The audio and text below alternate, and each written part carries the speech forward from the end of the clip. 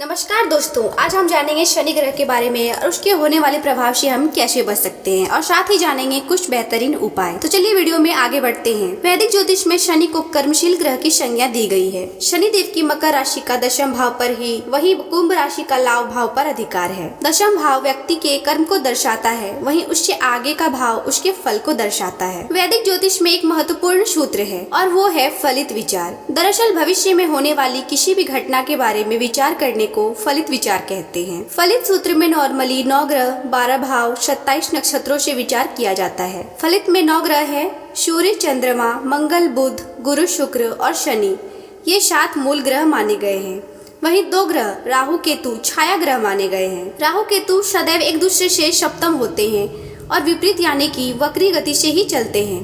तो आइए जानते हैं शनि ग्रह के बारे में और साथ यह भी जानेंगे ज्योतिष में उसकी क्या उपयोगिता है। वैदिक ज्योतिष में शनि को कर्मशील ग्रह की संज्ञा दी गई है। शनि देव की मकर राशि का दशम भाव पर वहीं कुंभ राशि का लाभ भाव पर भी अधिकार होता है।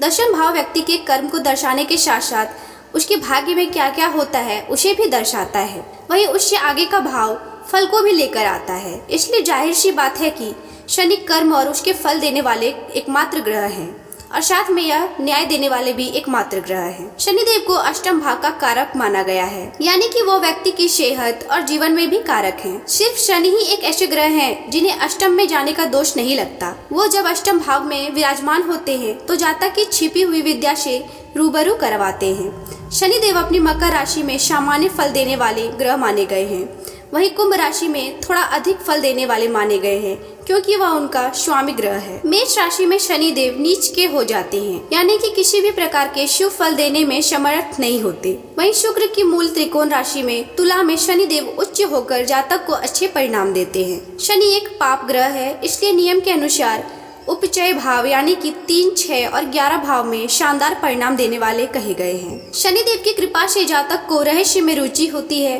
और वह संसार के कई नियमों से परे जाकर सोचता है। शनिदेव को राजनीति और सत्ता का भी सुख देने वाला कहा गया है। जनता का कारक शनि है, इसलिए जब किसी जातक का शनि राजयोग कारक होकर कुंडली में विराजमान होते हैं तो व्यक्ति जनता का अपार समर्थन और संबोधन पाता है। शनिदेव को निम्न वर्ग और गरीब वर्ग का कारक भी कहा गया है, इसलिए जो जातक इनकी सेवा करते हैं उसे शनिदेव कभी परेशान नहीं करते। शनि से प्रभावित व्यक्ति बड़े पद पर आसीन होते हैं।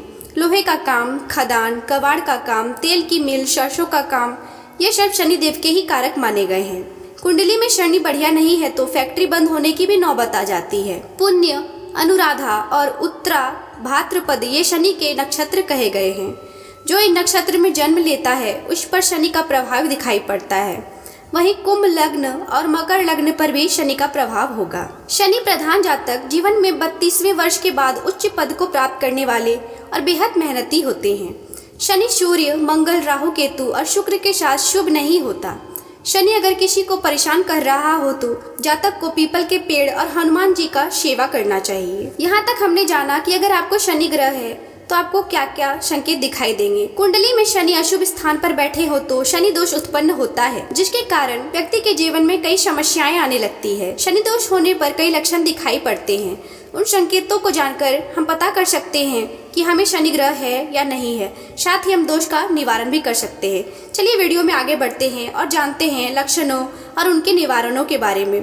परंतु वीडियो में आगे बढ़ने से पहले आपने अभी तक हमारे चैनल को सब्सक्राइब नहीं किया है तो प्लीज सब्सक्राइब करें। वीडियो को प्यारा सा लाइक देकर कमेंट में जय शनिदेव लिखना ना भूलें। इससे शनिदेव की कृपा आप पर सीधी बरसती रहेगी। नवग्रहों में अपना स्थान रखने वाले शनिदेव को न्याय का देवता कहा गया है। वे इंसान को उसके कर्मों के अनुसार फल देते हैं। ज्योतिष शास्त्र में इनको न्यायाधीश का स्थान मिला हुआ है, लेकिन कुंडली में शनि अशुभ स्थान पर बैठे हो तो शनि दोष उत्पन्न होता है, जिसके कारण व्यक्ति के जीवन में कई समस्याएं आने लगती है। शनि दोष होने पर कई लक्षण दिखाई देते हैं।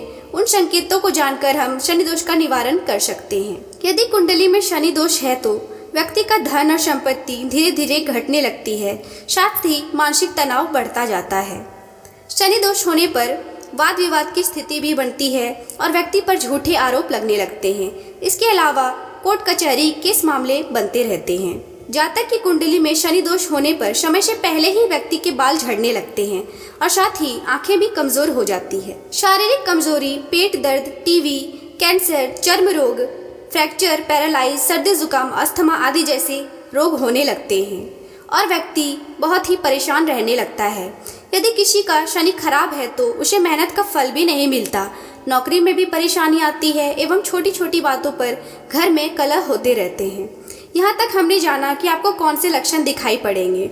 चलिए अब जानते हैं बेहतरीन और कारगर उपायों के बारे में, जिससे हम शनि दोष को दूर कर सकते हैं और साथ में शनि भगवान की कृपा भी पा सकते हैं। ज्योतिषीय मान्यता के अनुसार शनि अमावस्या पर पीपल की जड़ में कच्चा दूध मिश्रित मीठा जल चढ़ाने से, तिल या सरसों के तेल का दीपक जलाने से अनेक प्रकार के कष्टों का निवारण होता है। शनि की साढ़े साती या ढैया के चलते पीपल के पेड़ की पूजा करना अति उत्तम होता है।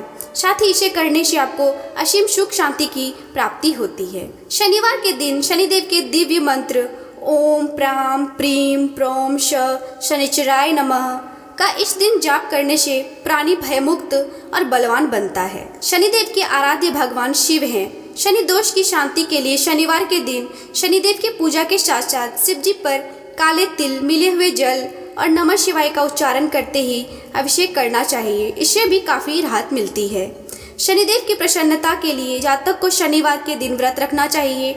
शनिवार के दिन जातक को मांस मदिरा का सेवन बिल्कुल भी नहीं करना चाहिए। शनिदेव के प्रिय भगवान हनुमान जी हैं, इसलिए हनुमान जी की भी आराधना करनी चाहिए। ऐसा करने मात्र से आपको सारे कष्टों से मुक्ति मिलेगी और साथ ही शनि का वरदान भी प्राप्त होगा। आशा करती हूँ आपको ये जानकारी अच्छी लगी होगी। मित्रों, वीडियो में बने रहने के लिए धन्यवाद। मिलते हैं अगले वीडियो में, तब तक हमारे चैनल को सब्सक्राइब करें, लाइक करें तथा बेल आइकन को हिट करना ना भूलें और साथ ही कमेंट में जय शनिदेव जरूर लिखें।